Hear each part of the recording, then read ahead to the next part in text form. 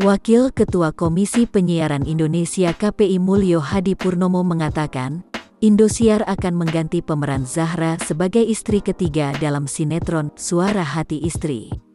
Dia mengatakan, KPI telah memberikan sejumlah masukan dan mendengar penjelasan pihak Indosiar terkait polemik sinetron Suara Hati Istri.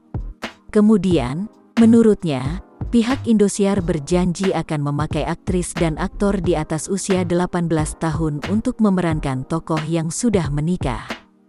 Selain itu, Mulyo menyebut KPI juga meminta Indosiar dan stasiun televisi lain agar memperhatikan jam tayang dan konten dalam setiap program yang ditayangkan. Sementara itu, Mulyo menyebut pihaknya masih belum memutuskan terkait sanksi dalam polemik sinetron Suara Hati Istri tersebut.